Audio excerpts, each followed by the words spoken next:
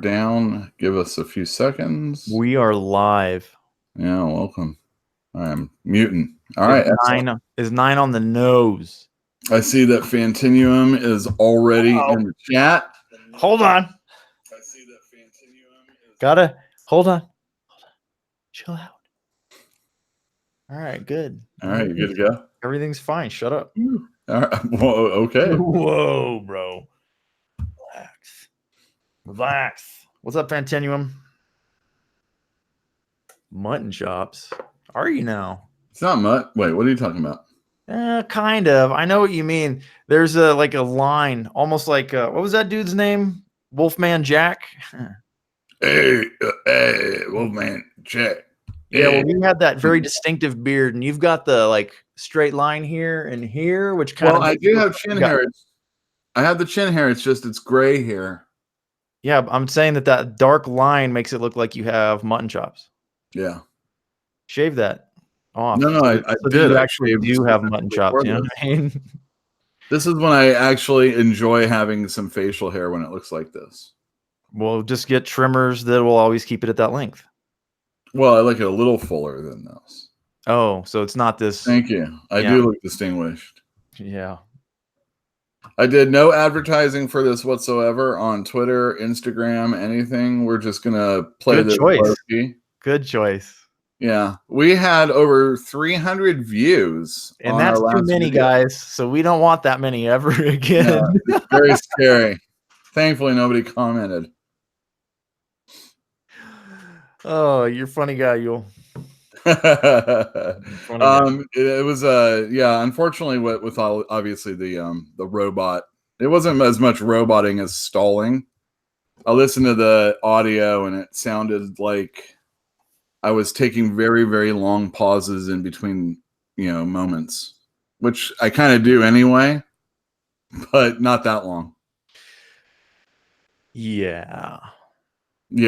Well, let's not worry about that unless we have a similar problem today. And you can only troubleshoot one thing at a time. So that's what we've done. And that's what we've got to deal with. But of course, we're changing up everything and I'm shooting from home, as everybody can see back here. Oh, right. So your computer's been taken out of the situation too. Yeah. So now we have the home one. So let's hope everything goes good here. Oh, well. We have good internet here for sure. It won't be the internet at all. Of course, there's been a lot of work done here, so who knows what will happen. I don't know, man. Yule is a cam girl. Yeah. Yeah. You should see his other. He also goes by Amaranth on Twitch. What? Just go and visit her. Amaranth? Yeah, I don't remember why. She got recommended to me back when I used to watch a lot of Twitch, and I clicked on her once, and it's amazing. She's amazing. Does she play League of Legends? I don't think she plays anything. She just stands around and hangs around? You know what? No, I know she does play some games, but I couldn't tell you. But man, it's unbelievable, that woman. Amaranth. On Twitch. I haven't been on Twitch in a long time. Yeah, me either. There's a stark division between people that stream on YouTube as opposed to Twitch. Oh.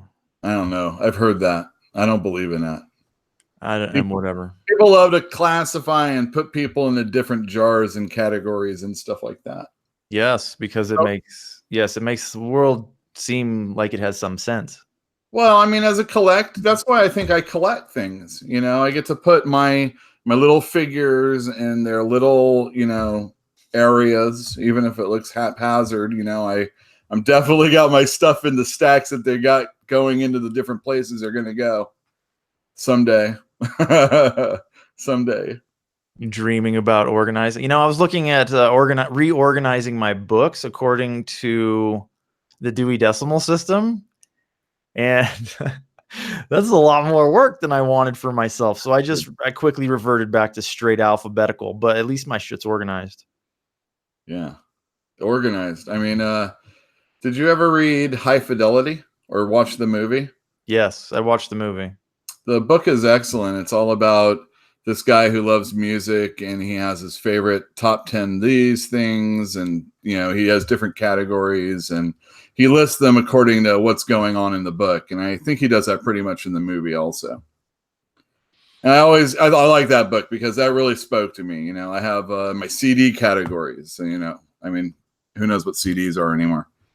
You have your little DVD piles. I have my comic book, my gaming. I have my magic cards, action figures. If I have action figures or little maquettes and things like that. Like, look at, I got a flash. See? Anyway. So there you go. Yule. Yes, sir. If you're at home, do you have any comic books? Oh, yeah, I have comic books. Were they comic books that you read last week? Oh, yeah. I totally have comic books that I read last week. What about comic books that aren't coming out till tomorrow? I even read some of those. And do you have some at your house? Oh, yeah, right now I do. Do you? I could spoil the shit out of this stuff. Oh, I love spoilers. Hey, what's up, Corey? Hi. I think people. Oh, Diablo Hashcraft came in the store. Several people have shown up. How is everyone tonight? For some of us, it's a lot later than for others. Like, it's 11 o'clock in New York right now. Is there anybody from New York in here?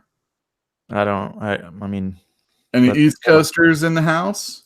I think everybody's on the left coast, the best coast. Are you saying New York's not left? I'm sure they are too. Oh dear. I'm trying to think if anything really interesting happened this week. Well, I've lost significant track of the days, and I'm not sure what happened. That's what happens when you don't work. No, this is different. Something happened in the middle of the week. But it's the middle of the week now. It's Tuesday. So when we got off the phone or YouTube last week, something happened? I guess. So what was that? I don't know. That's what I'm saying. Like, I don't remember. I'm not real sure.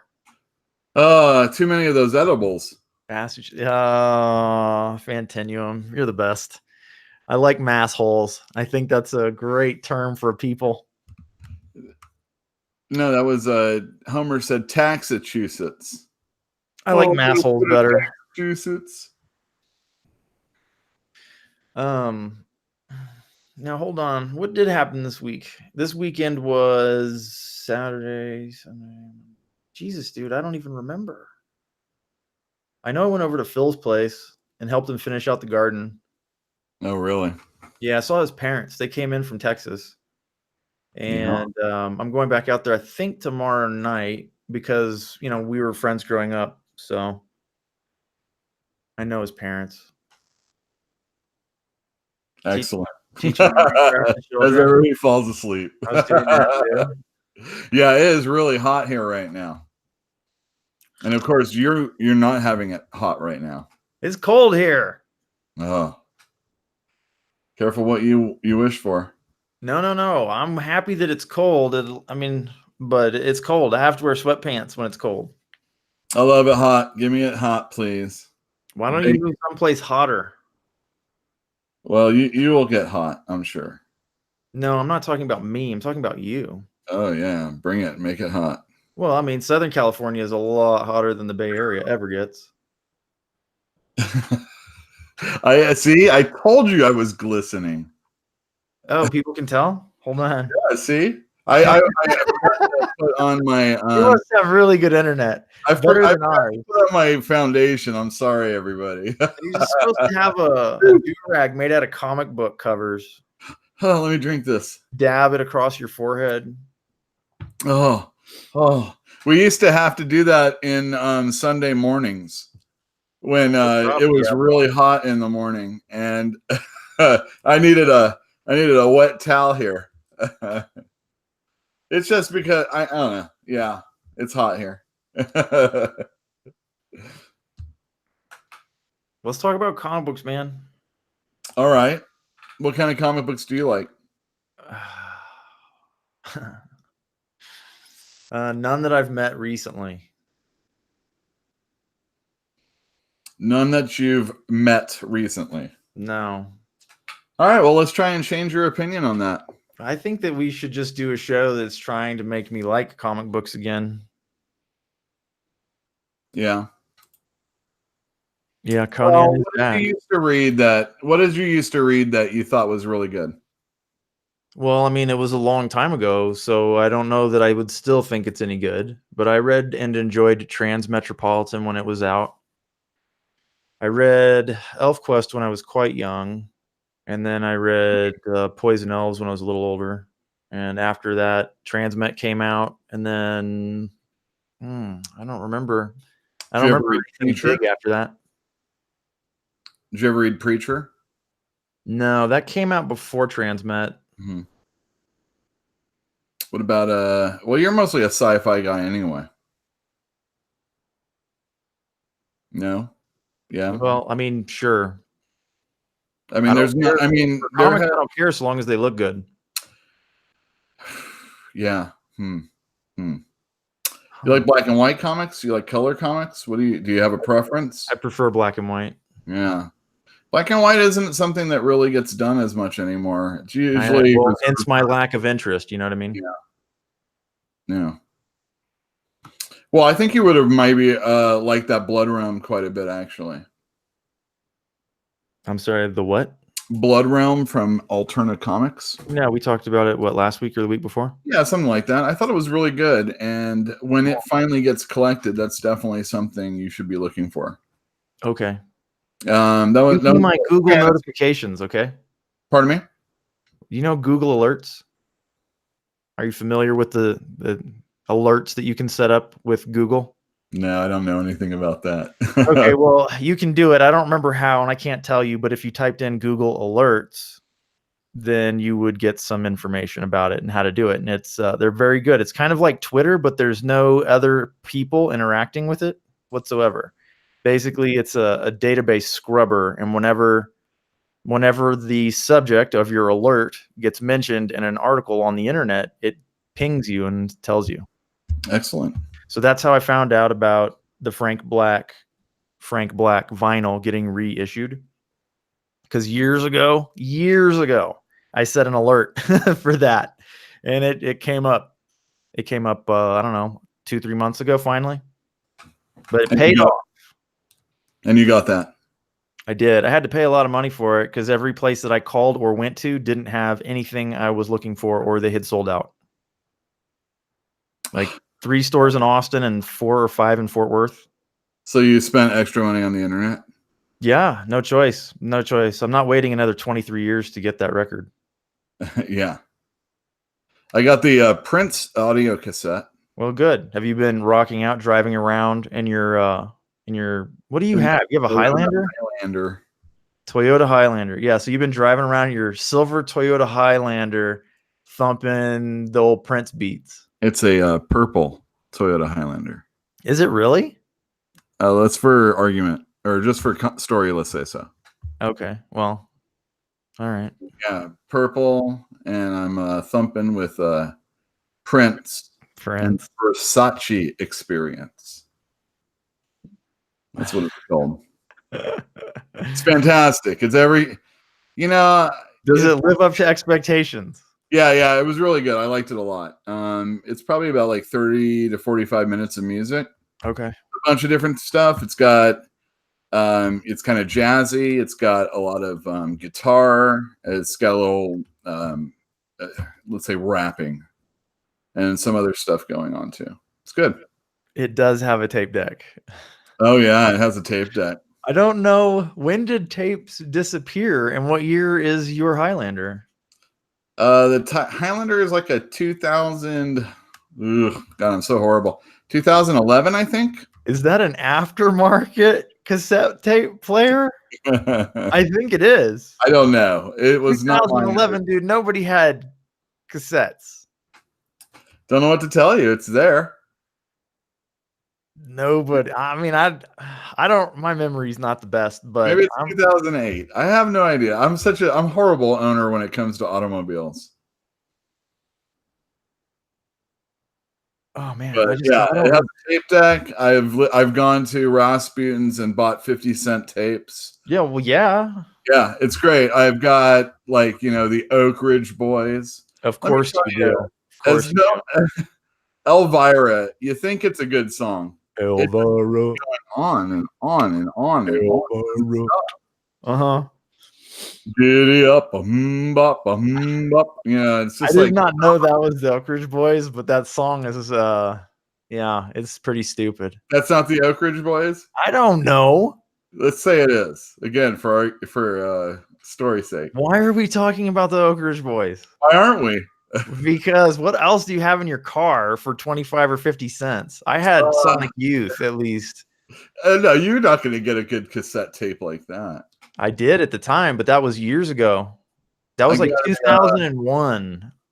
Yeah, anybody that wants to send me their awesome audio, any mixed tapes that you made up, I'll put it in my car and listen to.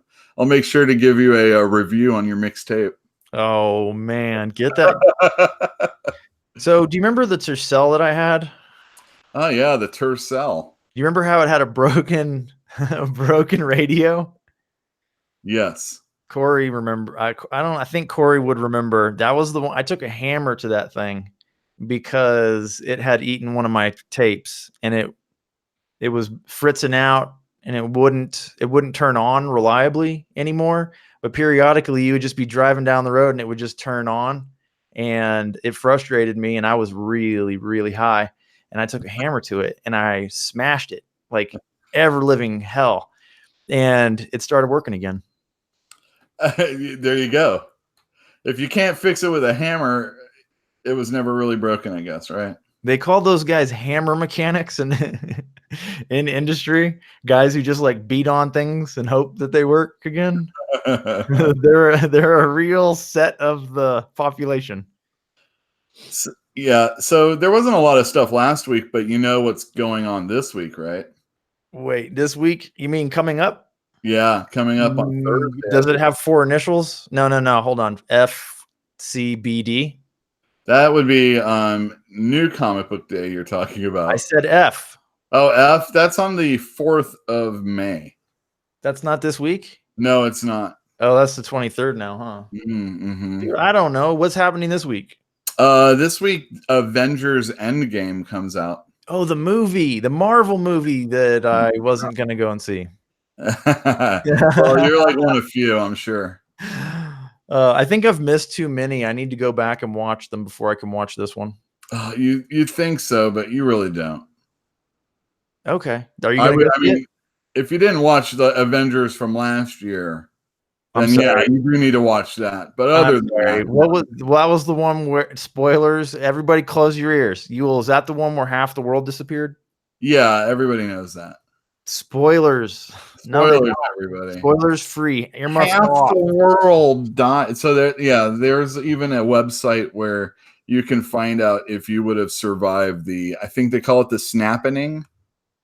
That is a dumb name. Well, I don't think there was nothing snappy about it. Well, he snaps his fingers, right? Oh, who cares? What do you want from me? I want a better name. You tell the internet. Well, I mean, I do, but they normally don't pay attention. And I really didn't want to die on that hill. On the snapping. Yeah, that's I draw the line. That's a terrible name.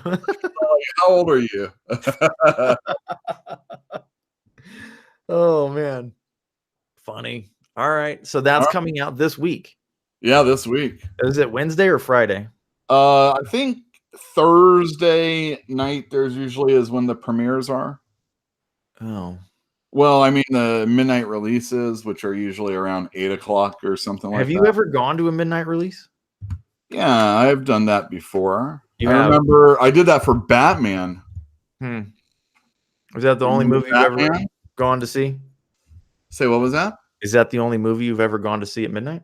I saw, well, I mean, obviously there's things like Rocky Horror and Pink Floyd's The Wall and Heavy Metal. Those were midnight showings. I would like to see Heavy Metal as a midnight showing. I would do that now. Dude, I took a date to that. I was very embarrassed. There's a lot of boobs in that. Did she enjoy it? Pardon me? Did your I shouldn't suspect gender. Did your date enjoy it? Yeah, she thought it was pretty cool. Oh, it was a she. Okay. She had a U for her first name also. Not unlike me. That would have been you and you Carter. Sure, why not? Interesting. That would have been funny. If people take names and stuff like that. Julie Strain. Was she wait, oh, you're thinking of FAC 2 or Heavy Metal 2 FAC or something like that? Yeah. Yeah. That's Kevin Eastman's wife, if I remember correctly. Is it still Kevin Eastman's wife? I assume. That's the woman. What did they call her? The woman the woman that the Teenage Mutant Ninja Turtles built? Yeah, he definitely paid a lot of money for a doctor to fix up areas. That I remember that being kind of a joke at the time. Yeah. I think it was okay. Was she pretty? I don't remember. She's kind of like Scream Queen pretty. I'm sorry. Like I don't know what that means, really. Well, especially like 80s or 90s Scream Queen. You know, kind of the big hair, maybe curly. Okay. Tall. Yeah, tall's nice, man. Thin, you know. Jean. I haven't seen Rob Liefeld's wife. That was. I mean, Rob Zombie. Oh, I don't know. Who's Rob Zombie's wife? I don't know. I don't know, but now I want to know, but I don't want to use the internet, so I'm not. Yeah, don't worry about it. I'm not going to ask the internet for this one. Yeah, so there you go. So I don't know how we got on Kevin Eastman's wife, and midnight showings. Yeah. Anyway, the Batman I saw was the Tim Burton Batman. Okay. Oh, and Prince did some of the music on that. Did he? Yeah, he did. Prince is pretty cool, man. Yeah, he was. Or he wasn't. I heard he plays basketball too. And those are funny. Those are very funny. The Charlie Murphy's True Hollywood Stories. Right, yeah. Those are ridiculously funny. R.I.P. Oh, for sure. Way too young. Crazy young. Yeah, so I'm going to bring us down just a little bit.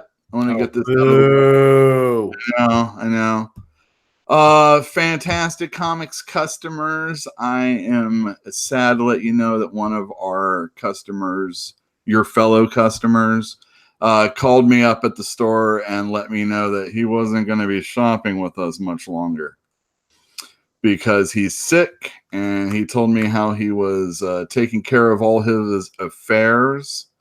And yeah, anyway, that kind of sucks. And I want to shout out to Sherman there. He was a professor over at Cal, and he's a very nice guy. He is a very nice guy. But there you go. So it's weird doing that, but yeah, I really feel horrible about this. This is like the second customer of mine that's going to have passed. And I've had other customers that have, because of things like accidents, they've been laid up in the hospital for long periods of times and stuff like that. So, and in those instances, Ewell was like, "Where are these people, and why aren't they picking up their books? Why aren't they picking up their frickin' comic books?" Sherman was like, even like the other day when he let me know about that, he's all, can you charge my card and send my books? And I'm like, of course. And all he wants before he goes, if anybody can make this happen, he just wants another issue of Powers to come out. Brian Michael Bendis, get on it. Do you have a direct line to BMB? I don't know. I will say this. I obviously have a direct line to Marvel, or they're paying attention, because I got to admit, I didn't read the article, but ICV2 did a headline that I could have, clicked on, that said that when Marvel does the reprint of Savage Sword of Conan, it's going to be in black and white. Is it? Yeah. Is it going to be magazine sized? Doubtful. But hey, 1 out of 2. That is nice, but that means that that it could have been published in black and white now. Yeah, but they're listening. I'm Okay, joking. I know you are, but still. Yeah. So comic books. Comic books. Oh, let me turn my phone off real quick. So I was thinking what I could do is I could hold these up and I could pay attention to, or I could click this on. So like this. I could do that. Yeah, use muscle memory, right? Remember how when we used to do the show, I'd make you hold it up to a certain height so you don't even have to think about it. You just know that height is... Well, the cool thing about it is like I could just, I'm watching it on the Google stream, not the YouTube stream. But yeah, if you're ready, I could tell you about some comics I read. Yeah, well, these are the ones from last week? Yeah, these are from last week, yeah. So I read Uncanny X-Men number 16. This is pretty much the end of this most recent storyline. This is part 6. I assume that when it gets collected, this will be the story of the next X-Men collection that comes out. This is written by Matthew Rosenberg with art by Salvador LaRocca. And I liked the last issue. I thought it was pretty good. Unfortunately, I didn't have it on me when I was talking about it, so we looked at number 14 instead. And basically, this whole story has been Cyclops and Wolverine getting the team back together, whatever team is left, because of all the other ones that are in the Age of X universe, which is an alternate universe that Legion and X-Men kind of created. This is reality, right here, reality. This is the reality. Cyclops is back from the dead. Wolverine is back from the dead. The Dark Beast from Age of Apocalypse universe is in our universe, and he is being imprisoned by the X-Men in the basement of a bar. Just like real life. Pardon me? Just like real life. Just like real life, exactly. Yep. I think that Matthew Rosenberg's been watching too many of the CW shows because they always like to imprison people without the police being involved. Don't we all? Yeah, well, definitely. I mean, I don't want to talk about my bomb shelter that I have here. You shouldn't even joke in California. You got a lot of nerve. Hey, what? That's not California. It was like the last one was in Ohio or something like that happened. Wasn't it in Austria? Anyway. No. There was one, and it was in California. Well, I'm sure. I mean, we don't have. I mean, other states don't have the lock on crazies. There's. Yeah. Yeah. No, you're right. You're right. It takes all kinds. It doesn't rain as much, so. There's probably a few more extra crazy people. I heard. So I was listening to NPR, and I bitch a lot about the homeless people that hang around our place. And one of the things I have said, and I guess this is not the case. One of the things I often say is like, where do they come from? Where are they coming from? These homeless people, Are they? I mean, I'm like, obviously they're coming from some other shithole state, and I guess the study would suggest that is not the case. It's California residents are homeless from California and other states from other states. This isn't like a hobo chain of people going from one town to the next town to all across America. Although that does sound like fun. I have seen a study and heard a very interesting podcast that would dispute that. All right, well, cool. Good. I'm fine agreeing to either one, actually. Either I'm cussing people out from Tennessee or I'm cussing out people from California. Do you remember when Katrina whipped through Louisiana? Yeah. There was a lot of people that were displaced from that, without a doubt. In fact, there was a very, very, very small Mardi Gras parade that passed by my house in Berkeley at the time, because I guess there was like a lot of people that were displaced from that resided in like the East Bay afterwards. That was kind of cool. I've never been to Mardi Gras. I've never been to Mardi Gras either, and I wonder if it's the same now as it was before. I think New Orleans and like that part, there's a lot there. Something's I missing think now. Whitey came in and really. You think Whitey did it? I It think was definitely Whitey. not did it. I'm just saying, you know, I think it to was build money. up places, money's involved, and the people moving in were, you know, it's money, man. Money's the enemy. It's not race. Hey, I'm just saying the way it's going to have. Ultimately, it's going to have lost a lot of its charm, and then with all the other natural or but not, do they still serve beignets on the French Quarter? That's the question. Sounds good. They're delicious. But until I do that, I'll just go to Angeline's in Berkeley. They make good ones. Wait, where is that? Angeline's in Berkeley? Yes. Well, it's in Berkeley. No. It's about 3 blocks from the store. I have never been able to find it. Oh, it's good. It's very good. I would never eat outside. I mean, it's right out front with people spare changing all the time. Is it by Pete's? Yeah, not far from there. Okay. Yeah, there's like an encampment right there in front of Pete's. I go to Hawaii too, but Hawaii doesn't like a lot of people necessarily. Dude, you can go hang out in the leper colony. Nobody will bother you. Yeah, well, all right, fine. Oh, I did go to the gingerbread house Fantinuum. I sent my uncle one Christmas Duel. It came out on DVD. He's a big fan of that, Steven Spielberg. And it got us talking because I had moved up here and, you know, people, you just kind of don't talk. And so he and my aunt and my dad and mom came up here and we chose the gingerbread house to eat at. And it was one of the best experiences of my life.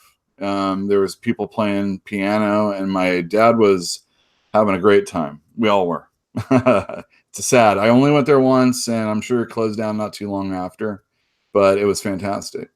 What is this place? It was called the Gingerbread House. It was in Oakland. It was like, whew. It was like scary at night. That's like under freeways and stuff, you know. Yeah, sure. But it was really nice. It was a great place. It looked like a gingerbread house that we were going into. And it's just the atmosphere was fantastic. It was authentic and authentic gingerbread. Was it? Authentic? We ate the house, and it wasn't there when we left. It was fulfilling, without a doubt. Okay. No, I didn't see any creepy dolls, but just hanging out with my parents really gives me PTSD. At like 5 minutes after, like coming in contact with them. Why is that, Yule? Most people like their parents. I like my parents fine, but a little bit of distance is cool. Well, okay. Anyway, we've got Uncanny X-Men right here. Yeah, so that's the book that's what happened. That book just did this. Hey, that's why I like the show, the title the way it is. Anyhow, I get you. I understand. I was thinking about that today, and I concede you were correct. All right, awesome. Like, I mean, if we're talking about comics, that's fine. But there's always something fun to talk about. Cyclops got his eye shot out by one of his now prisoners, which is Hope. There's Cyclops. And does he only have one eye? He does now only have one eye. Does that mean his beam's only half as powerful? Well, right now, because he has suffered trauma, he's been told by the Dark Beast not to, who is also kind of becoming their physician. He's told Cyclops, cool it on the beams for a while. Of course, they're doing all this rescuing operation stuff, so he has to do a little bit. But he's a good leader. The X-Men in this book have decided that there isn't going to be any one leader. They are going to This is what we've come to, Yule. This is what we've come to. A team can't even have a leader. Well, I don't know anything about that. Cyclops is like, I've done things my way. I don't always agree with Wolverine. Alex is here. Basically, we have now a team of leaders on a book. People that have led the New Mutants, people that have led the X-Men, people that have led like Excalibur and stuff like that. So they are working with the committee. It makes a little bit of sense since any one person that's led them really hasn't got the X-Men really far in the past without like some crazy ass thing going on. This is probably one of my favorite issues that Matthew Rosenberg has written. It was a good last issue. I really enjoyed it. I think as far as X-Men is concerned, this is I think it's pretty. It has a very good chance at being having a bright future. But of course, now we know that Jonathan Hickman is coming on to have 2 X-Men miniseries, which I'm assuming if he doesn't take over the main book or they don't end everything and start everything all over again, which we just had, it would be kind of a letdown to bring him on. So I don't really know where this title is going forward, but as far as it is right now, I really enjoy what I've read. Nice. Yeah. Okay. Are you excited about the Hickman stuff coming up?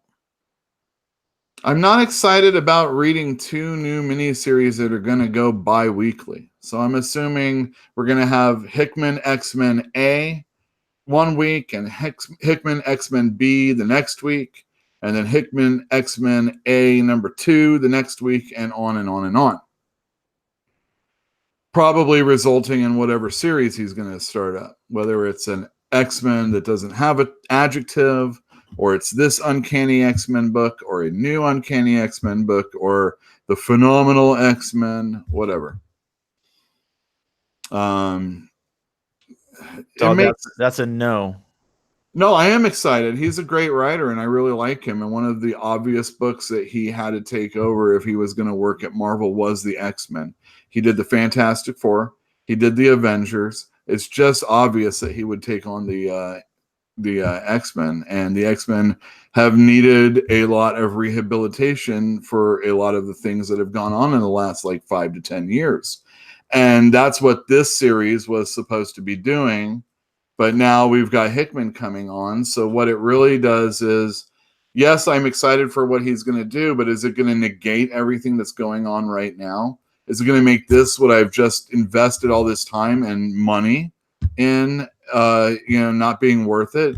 Do I have to only ever take any one thing of something that I'm reading and just know that it's an isolated thing that I have to enjoy for itself? And what Marvel was always built on was a continuing story that even if it was a different person or team that worked on it, they were going to build on what has come forward. We've seen that not happen quite a bit in a lot of different books as new people have come on, a new guard of comic book creators. I don't know. That's a little bit of a rant that didn't really make sense altogether, but these are things that I think of when a new person is coming on a book. It's we joke about it. This is a brand new, different change to the X-Men. It's never going to be the same again. Well, that's what they just told us the last time, and that's what they told us when the Age of X-Men is going on, and that's what they said when the Fantastic Four got back together. And anyway, Hickman's a very good writer. He's going to have very good artists working on this book. It should come out timely and quick, and I hope that it really builds to something that's going to be really awesome and big. And in the end, I'm going to love the X-Men. You're going to love the X-Men, or the people reading it are going to love the X-Men, and hopefully numbers will grow. This should be, without a doubt, in my store, we should be selling 50 copies. 50 different people should be reading the X-Men when Hickman is on. I expect to see 50 sales weekly with his bi-weekly comic books. Just buy them, read them, love them, and know that everything that's going forward, there's a big old plan that's coming, and I'm really looking forward to it. There you go. I'm hyped for Hickman's X-Men. I am too, and I would like to remind all of you out there who are going to buy those comic books to immediately tear them up and throw them away so that ours become valuable. That's right. Thank you, and good night. Well, I mean, you could just take the code out of the back also and get a digital copy also. So long as you destroy your copies. That's right. Yes. So, next book. I read Little Bird #2. And Little Bird #2 sold out of my store except for this one copy. And Did you take it away from some kid? I did. I said, "Hey, F you, kid. I got a review to do, and I got 5 people watching, and they're gonna really want to know what I think about this. So you can take your $3.99 and you can shove it up your butt." Stupid kid. Stupid kid. This is also probably for bigger kids. At the end of the last issue, the Little Bird character got shot and killed. In this issue, we are introduced to the story of Tantu, the mother of the little bird, and everything that came to be. All the while, we're also seeing the people that the resistance are fighting against. So this takes place in like Canada, and I know this doesn't really show up all that well, but basically there's a religious type of people that are running things. They have their own reasons for wanting to do such. There is prophecies in this book, and Little Bird doesn't actually die. She comes back from the dead. She finds herself and doesn't understand why, but she's Spoilers. That's okay. It's in the very beginning of this book. She digs herself out of the earth, and it's very interesting comic book. The artwork's fantastic. There's this really excellent part in the story where basically the head priest guy is communing or having a conversation with one of his like lead followers. I'm trying to get to the page so I can show you what it looks like. When he meets up with him, there's this like tendril kind of like transference of personality into like a CG kind of like being in front of him. Here, I'm going to show you this right now. And can you see that?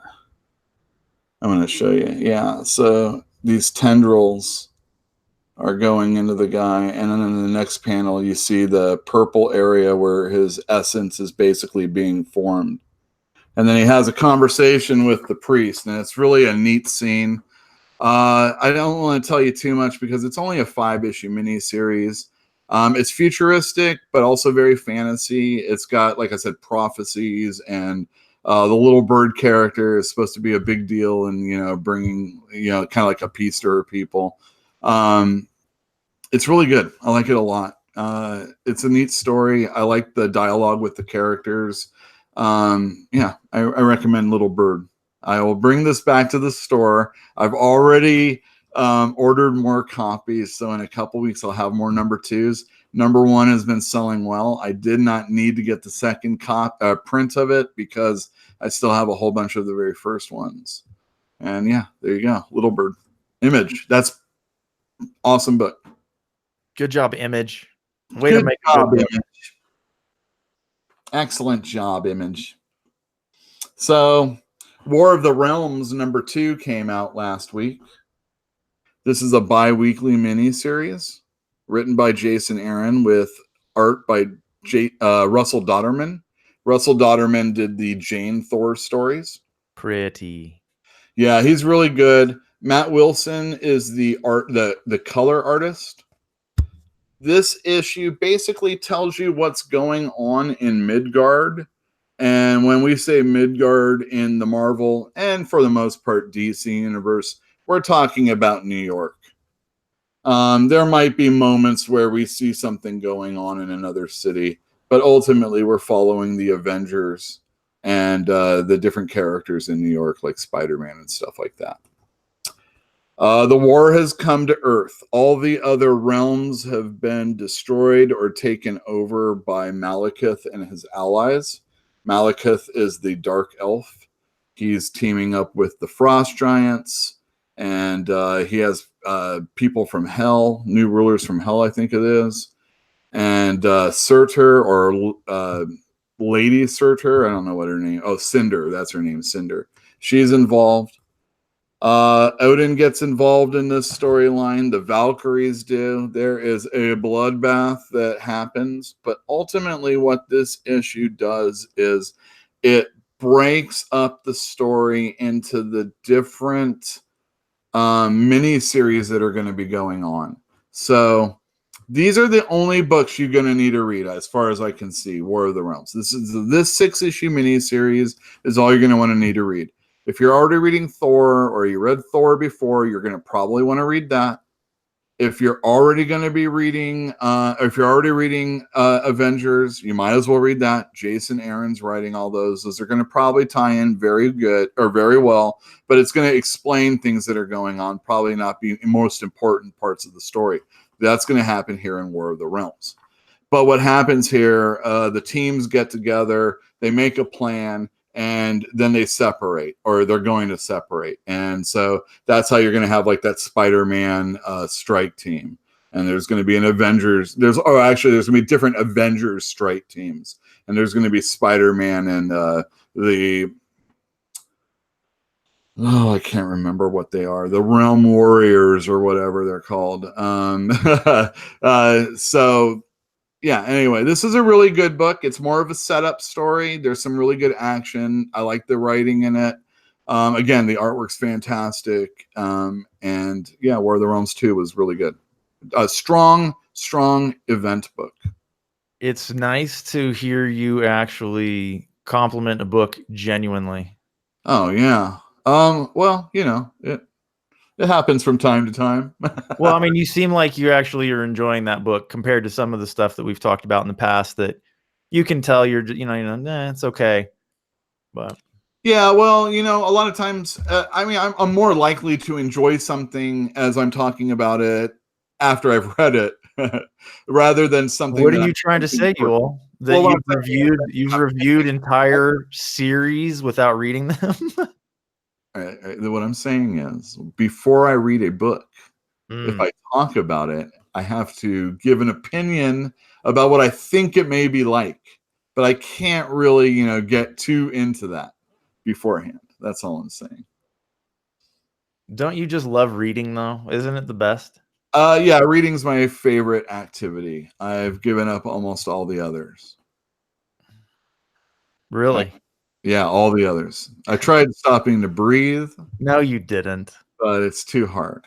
Yeah, I mean, no, you didn't. No, I did not. Have you ever held your breath long enough to go unconscious? No. I think I've held it maybe like a minute 45. That was when I was really good at it.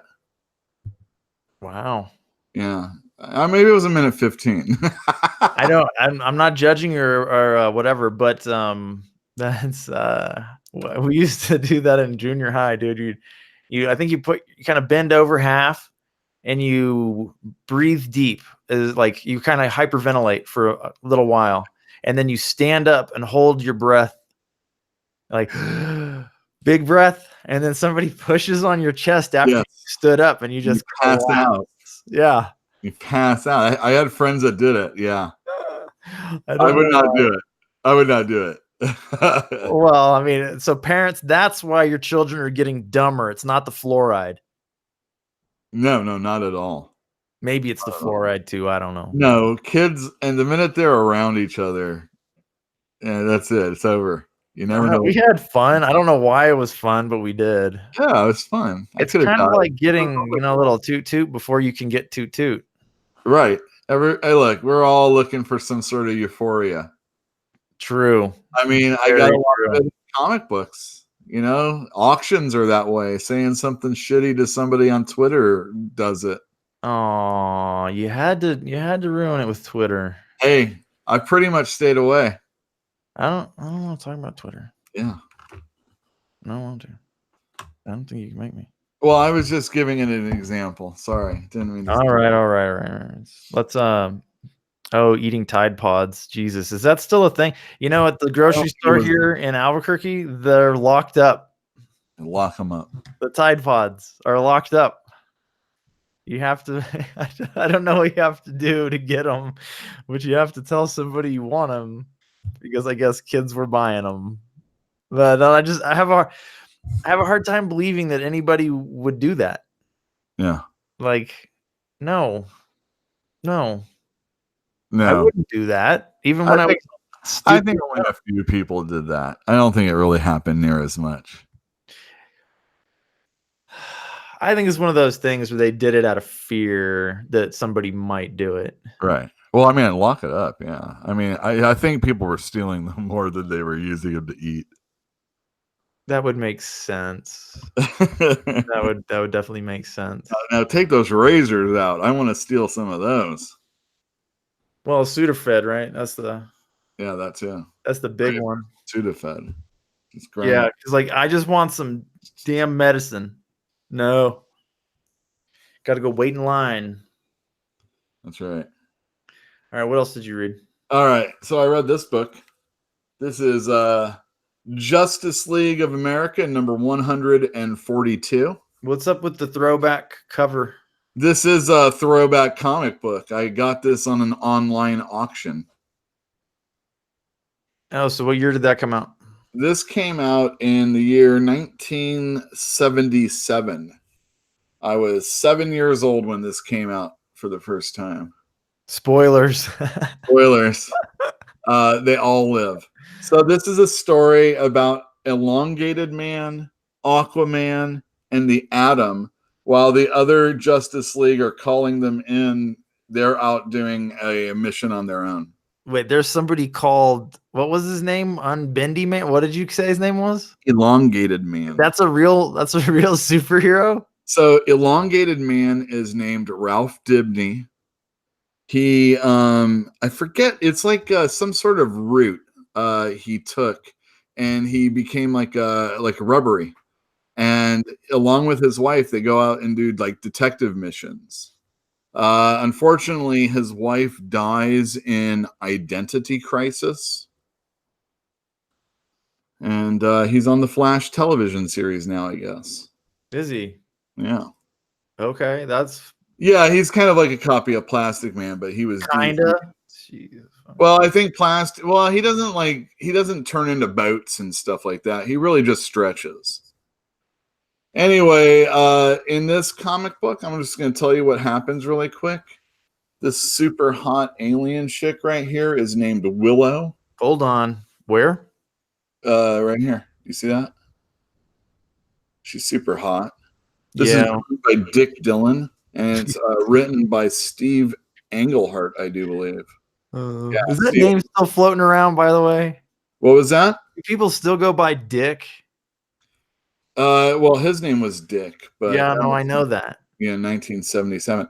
I want you to know that the World Trade Center is featured right here. Oh my God, it's a prophecy. Well, what happens is they talk about how it just came, like how it just finally got, finished. Which, I think it did. It finished like in the late 70s, and this is down below the surface of where that is. So who knows? Maybe that's the reason why they were able to like topple as easily as they were. Yeah. Anyway, these bad guys are hunting down Willow. And basically this whole issue is to make the Atom seem like a better hero than he really is. He's just a short guy that really can't do much if he isn't like, against normal people.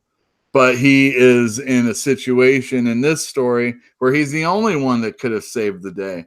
And it's his time to shine. It's time to shine. So this was a double length issue, probably at a little bit more of a price at 50 cents back in the day.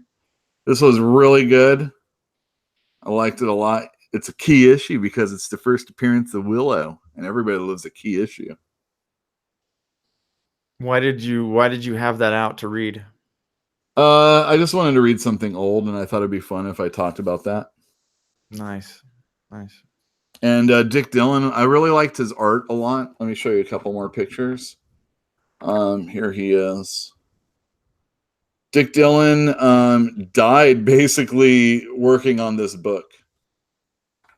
His last issue, he died pretty much at the art table, if I'm not mistaken. And he did probably 150 issues of this book. like without a break, I don't think. And that's pretty awesome. No wonder, right? I mean, yeah, no wonder. jeez, not even allowed to sleep, huh? Just work. No, don't let him sleep. Okay, so that's everything that I read from last week. So 3 books. Well, I read 1, 2, 3, the Justice League. I'm sure there was something else. I read Bigfoot Bill. That's a book that I ordered from Indiegogo that Doug TenNapel did. Yeah. Doug TenNapel did books that I sell in the store from Scholastic, like Cardboard, Ghostopolis, Newts, really high sellers in our store. Like there's like Raina Telgemeier, the Pilkey, the guy who does Dogman. There's Amulet, there's Bone, and then the very next tier is the Doug TenNapel books. Oh, I should have said Raina Telgemeier. She's at the highest level.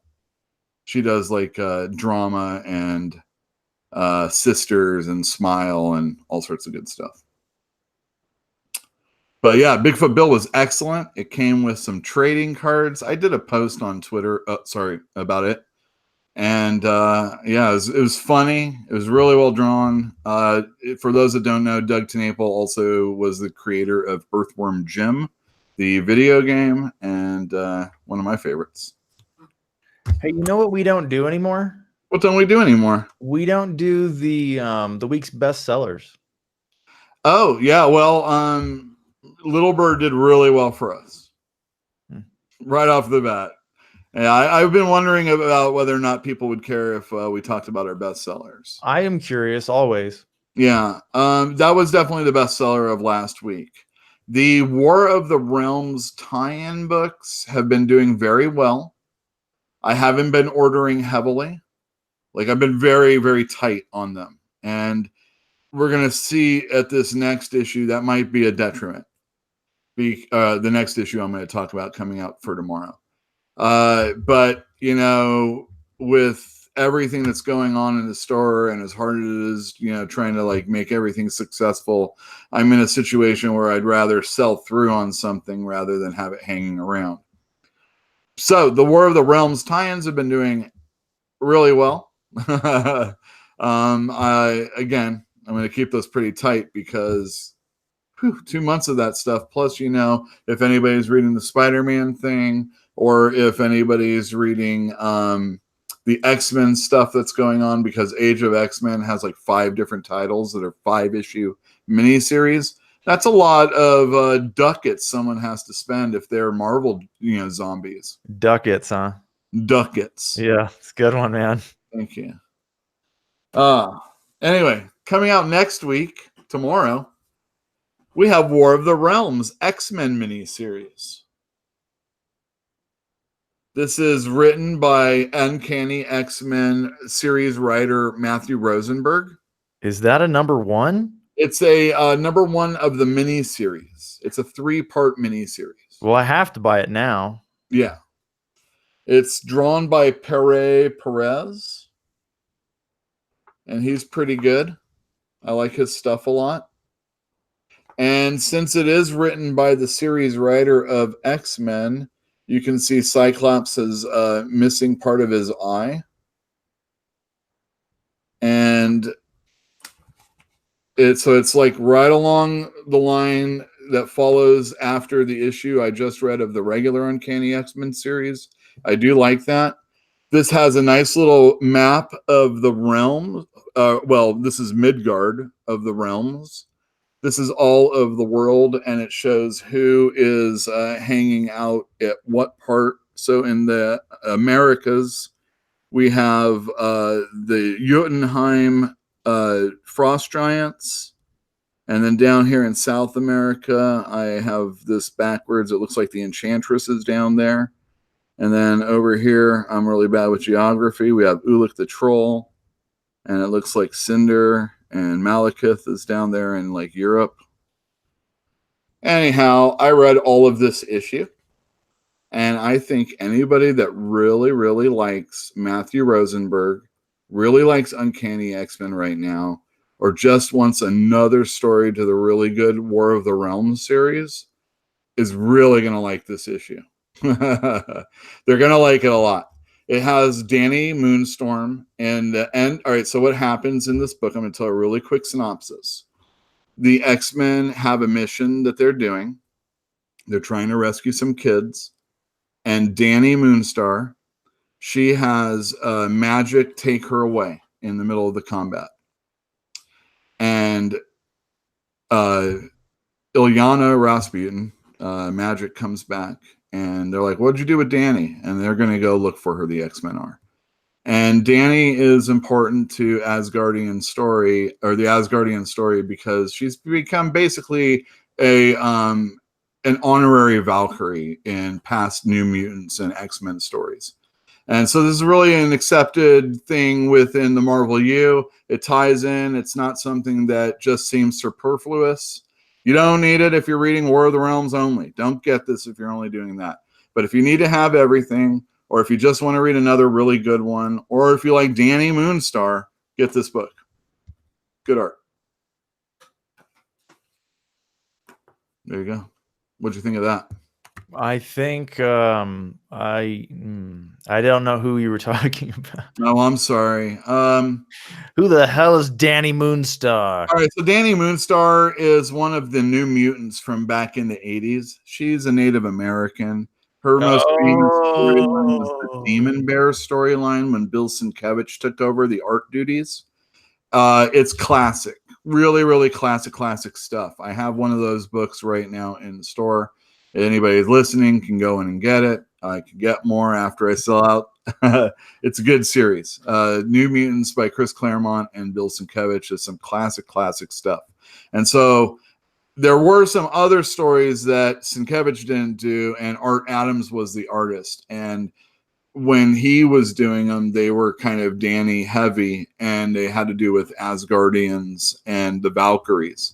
And since the Valkyries had something, like I was telling you about the bloodbath that occurred in War of the Realms #2, by the end of this issue, we find out what Danny thinks about what happened during that bloodbath. So that's kind of cool, or at least that's where it leaves off. So I haven't told you too much about this, but again, you should definitely check this out if you want to read it for any of those reasons. All right, nice. Tomorrow, Destin Nguyen, he's an artist, and Jeff Lemire, he's a writer who sometimes arts, are going to come out with Ascender #1. Wait a minute. Don't they already? You're thinking of Descender. Oh, they got me. Descender ended about 6 months ago. And we were told right after it ended that they were going to be coming back with Ascender. And so the long wait is over. The first issue of this is coming out tomorrow. So anybody that read Descender should be coming in to get this. If anybody hasn't read it, I want you to know that it is one of my best-selling trade paperbacks that we sell in the store. So this is definitely something you probably want to check out. I think the Mutant Menace is probably going to check it out. Dustin Nguyen is one of he's a really good artist. He has this kind of watercolor style that he does. He's really well known for having done Batman Heart of Hush stories, which Paul Dini did the art on. I gotta admit, I dropped off on Descender. I was reading it monthly, but then during one of the breaks, I took a break myself. Again, it's still one of my best-selling books. I don't really need to tell it. I usually am trying to tell people how good the first issues of the book are anyway. So knowing the deeper points in the story later on isn't as important as a store owner, store employee. But I'm looking forward to Ascender coming out, seeing how the people are going to react to it. Descender was an excellent series as I read it. This is one I'm looking forward to. At least as far as how it's going to do. But yeah, I'm looking forward to eventually reading it. It's just, me personally, it's going to take a while. I got other things on my plate. And since Spider-Man and Superman can't show up, yeah. So, but it's not, if it was Black Hammer, you'd read it tomorrow. Oh, You'd have already read it. Let's be honest. I love the black. Well, no, not always. I sometimes wait on those. Do you? Yeah. You don't wait long, though. Am I right? I And it's got nothing to do with Jeff Lemire, or does it? Well, again, all right. So I love Jeff Lemire. He writes this. It's just, you can only. I mean, I got Gideon Falls that I'm reading of his. He finished a run on the Terrific, so that's one less title of his I'm going to be reading. But he does all sorts of really great things, and I mean, I can only read so much. I'm sorry, but I did really like Descender a lot. There was a lot of really cool characters, and the art's always excellent. Nice. All right.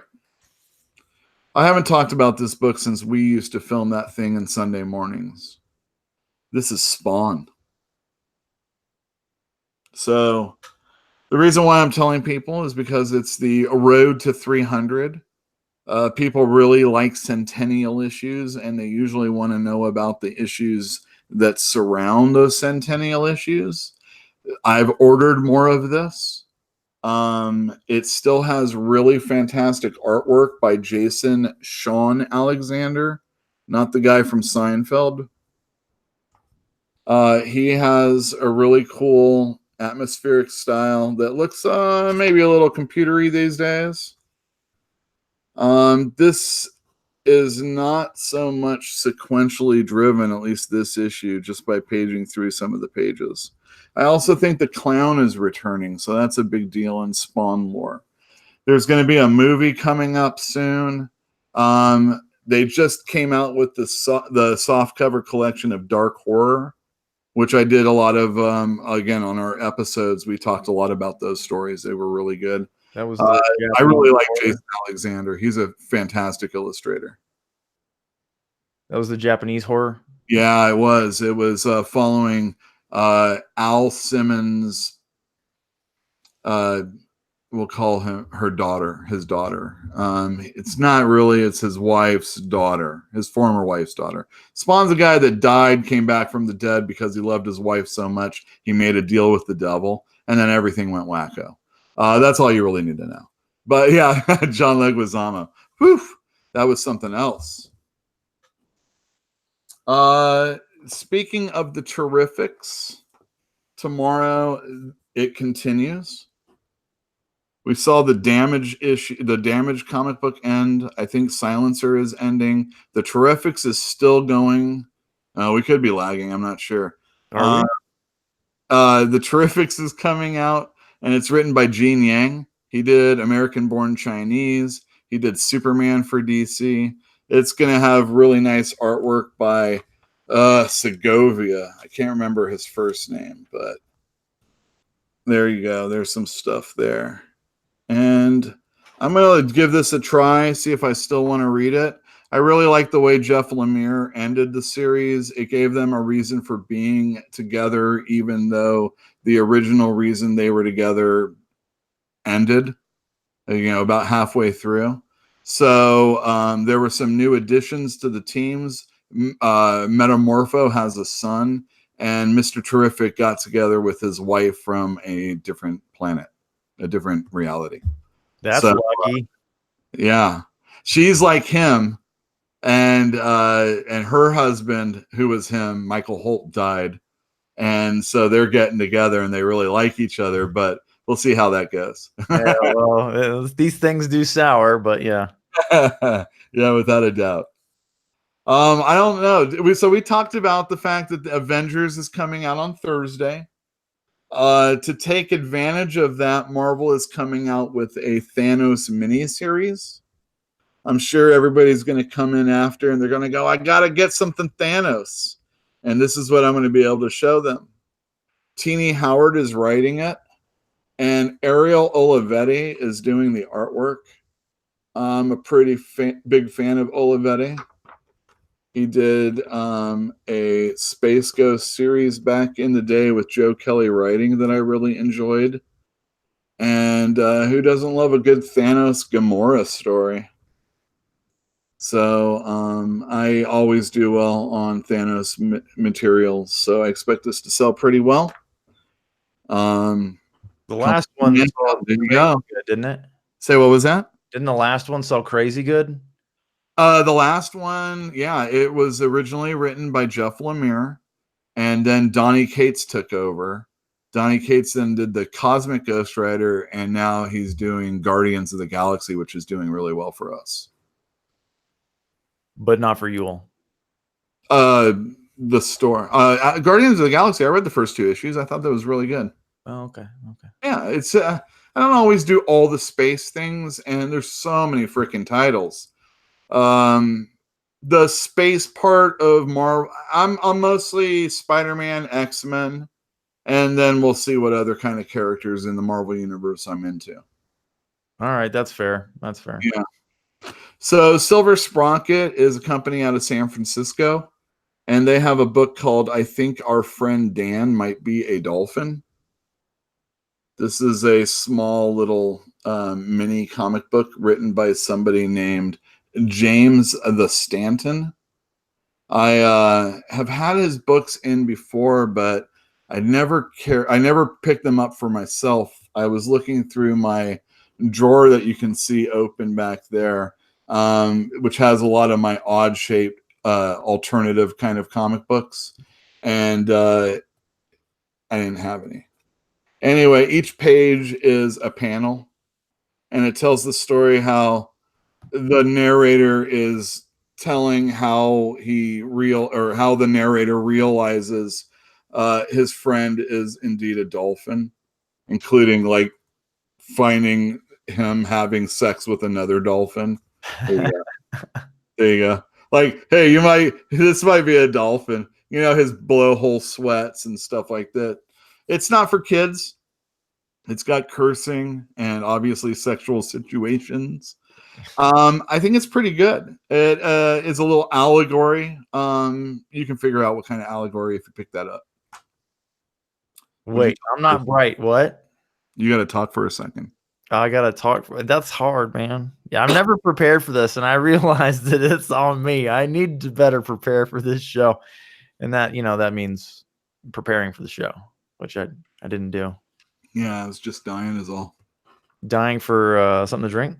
Yeah, so ask me your question about I think our friend Dan might be a dolphin. I have a friend, but he's not a dolphin. Yeah. His name is Dan. Oh, yeah. We used to call him Kansas Dan with the cold steel lips. Oh, I loved working at that bookstore. It was a great time. That bookstore, huh?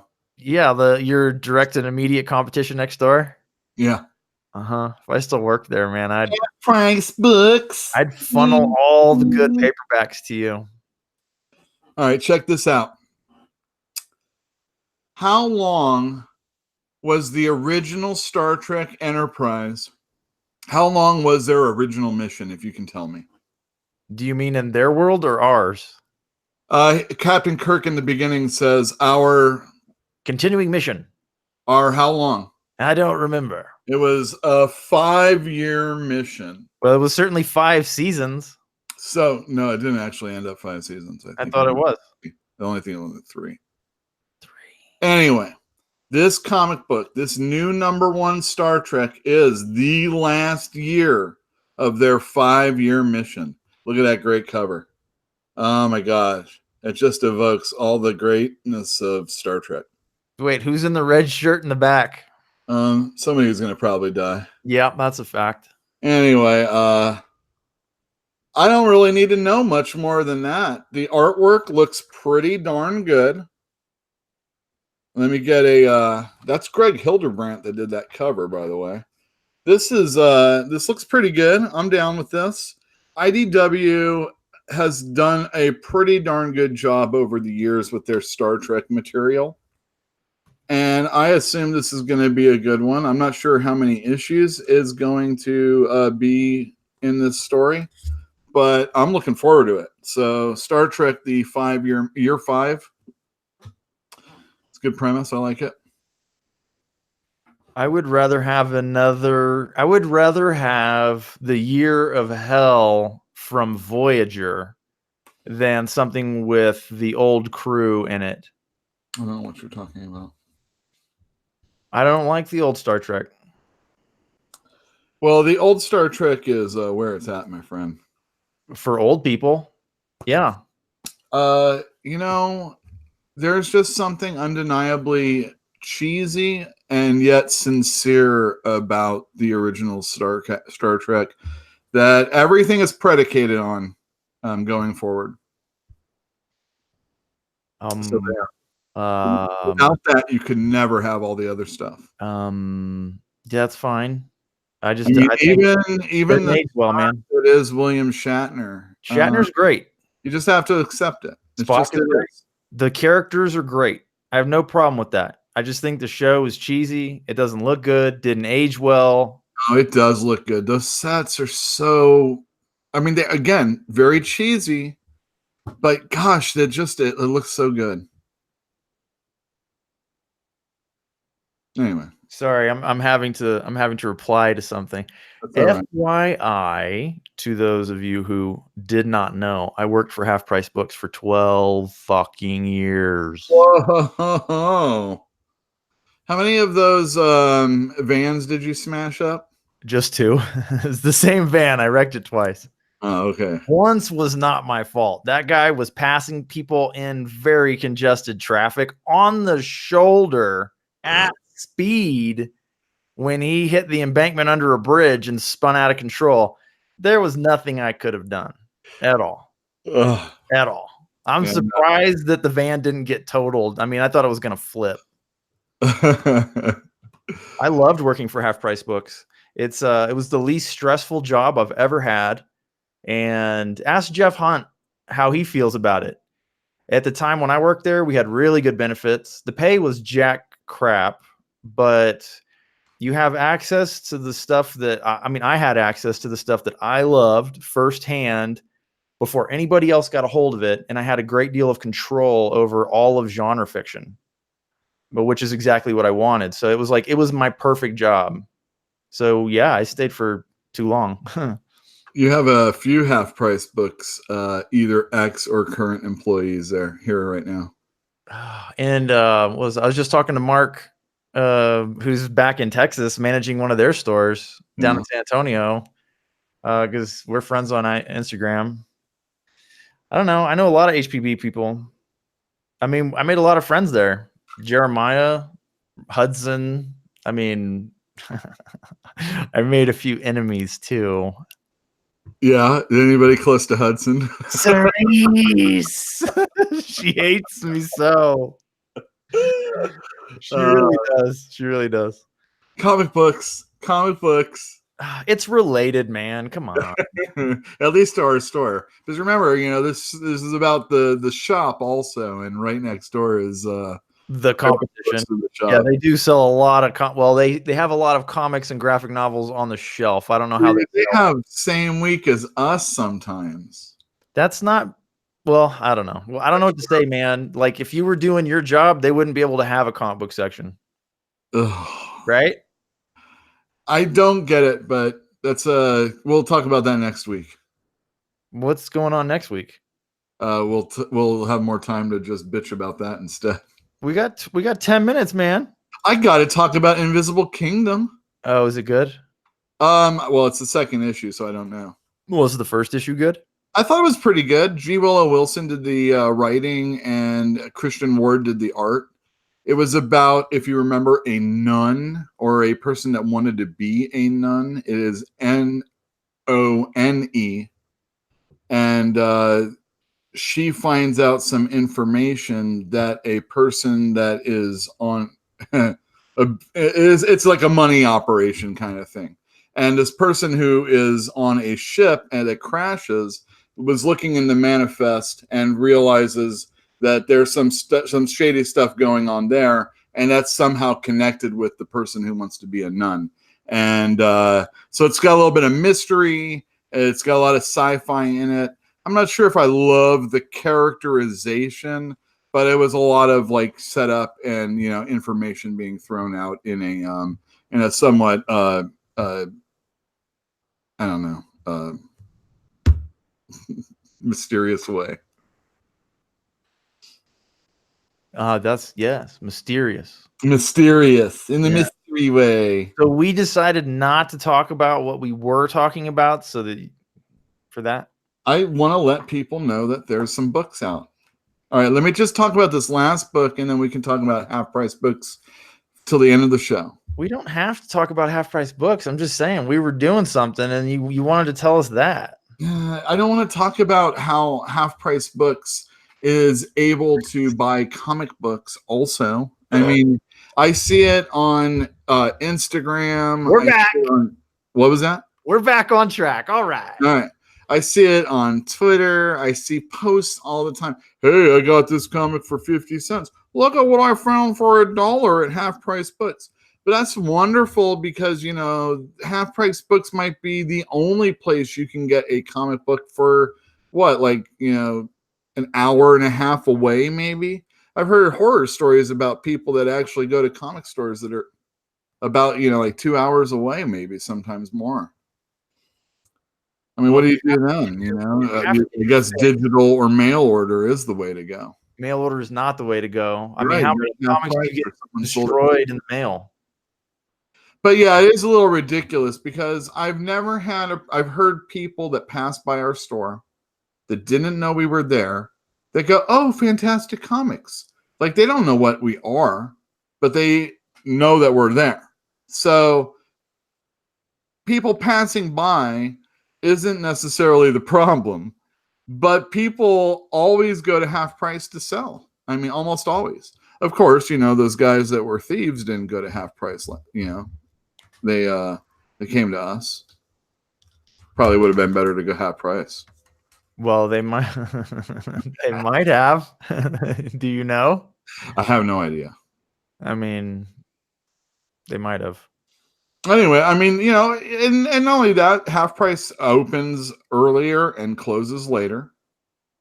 I'm a 2-person with 1 part-time person operation in a somewhat busy part of town, but at the same time, it's like super crowded, and you know, the construction and all the other BS that's going on.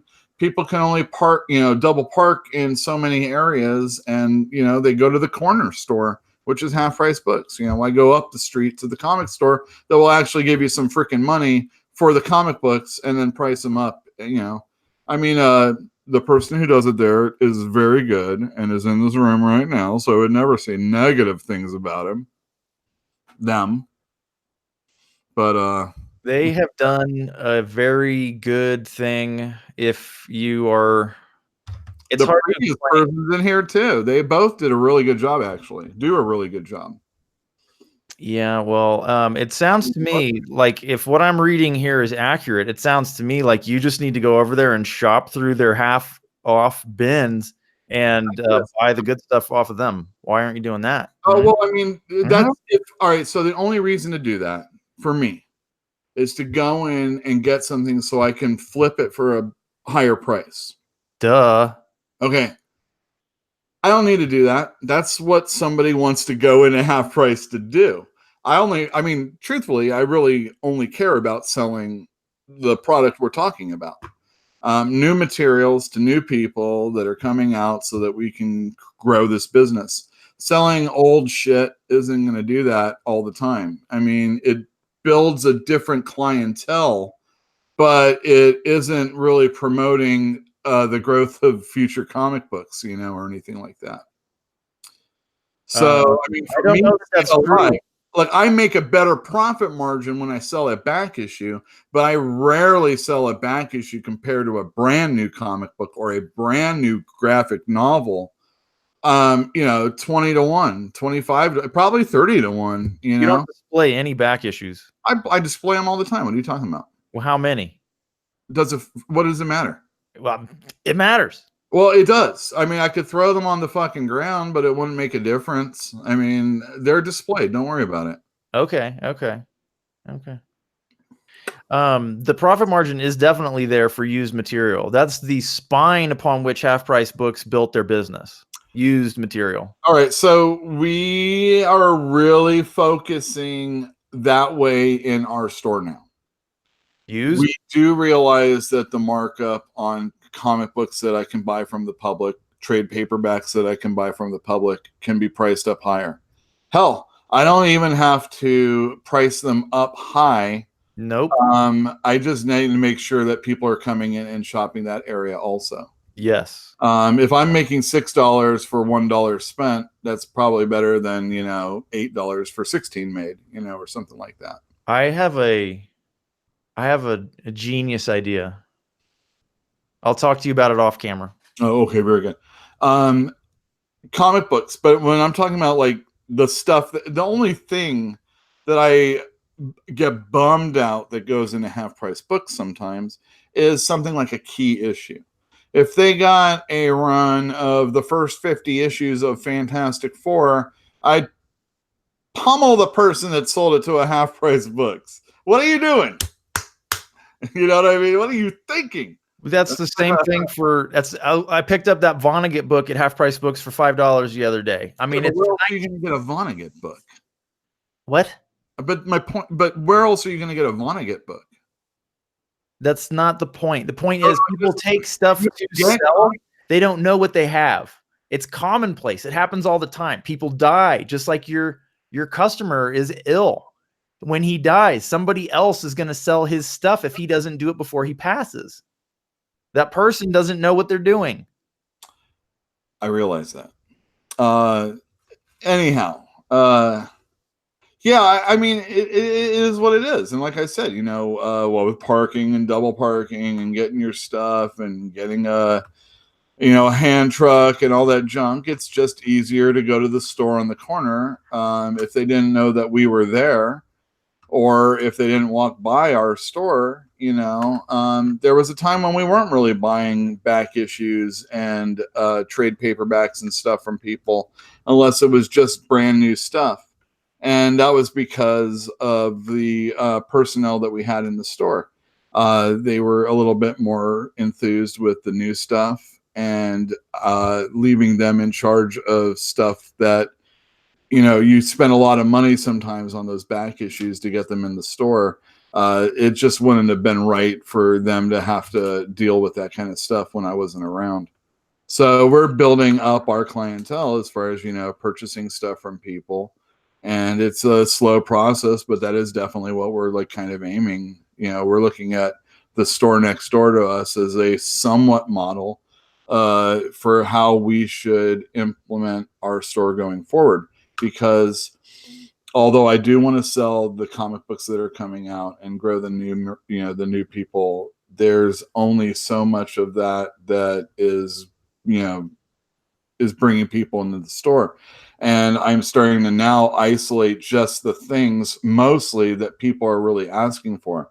I'm thinking of expanding the all ages section because that's doing really well for us. Manga is doing a whole lot better for us. I think a lot of the customers that used to just be readers back in the old Comic Relief days, or maybe, now that there isn't a Borders or there's fewer Barnes and Noble, it's really hard to read all of Naruto.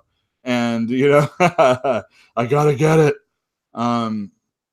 So there are, and, you're a kid, you don't have a lot of money, but then when you have money because you're working or, whatever, you're able to go back and get that stuff that you really like. And some of that stuff is the manga section these days. And some of the titles that we're selling right now are some of the newer ones, and those are doing really good. My Hero Academia, it's kind of like manga, but for the superhero sect, which is new because although manga has had really super heroic characters, men, women, robots, all sorts of stuff, this is really one of the first times there's ever been anything that's been super heroic. And there's even like a Vigilantes offshoot book of My Hero Academia, and there's like 16 volumes. It's like ridiculous. And it's like the new Attack on Titan as far as like a hot book that, a lot of people that don't always come into comic stores are actually picking up and getting all the time. So, along with we are buying from the public. That really big buy that I did that had like a lot of Unwritten and Fables and Invisibles and Transmetropolitan, we've been moving through it quite well. Good. The this ridiculous. The one thing that's funny about half price books that I always noticed, I could have my section. I did. All right, so everybody that is out there, I did the literature section on Solano. He also got fired, and I'll tell you that story later. So I did all the literature section all by myself, A through Z. It was tits. And did you say it was the pits? I said it was tits. Yeah. Okay. Good. And yeah. Anyway, but it was all in order. I would have a cart out there with all the stuff that I'm going to put out on the shelves for the future. All of that would be alphabetized. And then we would get in shipment all of our books and put in boxes, whether it was something that came from shipment or something that we bought. And they're all in boxes for me to put out in a cart on a later date. And that is where the customers went all the time. They opened up those freaking boxes and they had a root around in there. And so I set up a table and I put boxes out there with some comic books in them. And they shop that way more than they do the special shelf that says half off or less, and stuff like that. Because people just want to root, especially in a comic store. Well, yeah, I totally get that. You have this impression that the box hasn't been looked at by anybody that knows what they're doing, right? Get in there, you're like, oh, what secrets are in here? And sometimes you find treasure. I found lots of treasure on Solano in boxes. Hold on, the Timothy McSweeney's, what is that? Yeah, McSweeney's, yeah. McSweeney's #1 that I found in a box on top of a box in the reference section at Solano for $2.15. Ouch. That was Tommy. You remember Tommy? No. Homeless Tommy? No. You don't remember Tommy? Don't remember Tommy. $2.15. So I got it for $1.07. Because sometimes there's a reason to root. Yeah. Fantinuum has said that messy sections that people think that they have better deals. Definitely. If so, here's something I do in the comic store. I hate to say this because it makes me, I don't know. It's marketing, I guess, or shelving and stuff. What I do is I don't put everything out on the shelf. I don't want you to think that I have so many comic books that it's not something that somebody doesn't care about. Oh, that's called the illusion of scarcity. That's what I say. Yeah, it's an illusion of scarcity. And I mean, don't get me wrong. If there's something I only have 2 of, there's a good chance I only have 2 of those on the shelf. And since we're talking about comic books, you probably want to get it if you really like it. But yeah, I need a lot of your attention on what's on the shelf and how many. I'm sorry, what was that? Doesn't it kind of require you to spend a lot of attention looking to see how many things are on the shelf? Yeah, but I like that because it forces me to pay attention to what's on the shelf. And a lot of people in the store, well, I shouldn't say a lot of people, that is often in a comic store where people will take, it's the same thing in the bookstore. Someone wants something and they'll shove it in the history section or whatever. Oh, they'll never find it here. I'll put it down below. What are they going to do? Are they stealing it? Are they just putting it in a different place? Are they absent-minded? I find individual issues on the trade paperback section. I'm never going to find that until I find it, Yeah, for sure. For sure. So when we are only missing 1 comic book, it's a bitch. Don't get me wrong. But it's, 1 is within the margin of error. It's okay. If like you're only ever getting that one, if you're only getting 1 thing stolen like that, it's way better than most loss prevention. What they say loss prevention at most places is. Yeah, that's some store talk. It is store talk. I like store talk. I find it interesting. But for those of you who are napping right now, it is the end of the show. We've come to that point in time when I start to realize that, Yule and I can only spend so much time together, even online, and I feel that I need to separate myself from him for the time being. But that's a joke. Thank you, Diablo Hashcraft. Thank you, Mutant Menace. Hey, is it Zibalba Bruja? Is that how I'm supposed to say your name? Zibalba. Zibalba Bruja. And does that mean you're a witch? I'm a witch. She's all over the place, I think. I like that name. Anyway, so it's after 10:30, so we're gonna shut the show down. Yule, do you have any final thoughts or words or any of that stuff? I don't know if I really do. I think Did you have a good time? What was that? Did you have a good time tonight? Yeah, I had a really good time. I wasn't so sure how it was going to, work out. Obviously, when we're here at home, had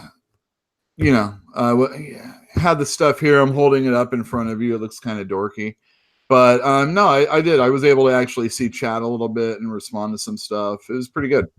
I think it's much better with the low latency. There's less of a delay. I think that's nice. But I would like to know if it's the computer at your work that's causing the issues, because we can't tell until next week now. Well, that's true, but I did see YouTube have to it did stall out a little bit. Did it really? Yeah, just a little bit. Last week it was stalling out on my end. Like I was seeing it on my computer. Shibalba. Okay, yeah. Well, that's Bruja, right? Shibalba is also. There you go. It is for witch. It's a witch. Which witch are you? Norse, huh? Nice. Well, let's see. Yule, what are we doing on Thursday? We are going to be recording the 4th episode of the Black Company, which is part of your sci-fi fantasy read along podcast network, I guess we're going to call it. Sure, why not? You do Sabriel with my girlfriend Jill, and along with DM Phil, we do the Black Company. Yeah, and we're a chapter called Whisper. That's right, and that will put us at 2/3 of the way finished with that book. Yeah, Whisper is an awesome chapter. It was super good. Yes, I'm glad you read it or listened to it. I have to do that again tomorrow. I'm looking forward to it. Yeah, I'm in the process of reading and listening. When I'm not listening to it, I'm reading it. Of course, after all the comic books and stuff. Okay. Maybe before some of the comic books, because we have to do it on Thursday. Well, back to that note of the I'm sorry about the glitch. As we figure things out, we'll fix them, obviously. But I need more information. But hopefully next week we'll have no problems. Yeah. So why don't we end the show, Yule? I'd like to talk to you afterwards. But thank you everybody for showing up. If you're still in chat, have a good night. I'm gonna type it in chat right now because I feel redundancy is okay in certain things. Well, then I'll take this opportunity to say goodnight also. All right. Thanks, everybody, for showing up. We'll see you next week. See you next week.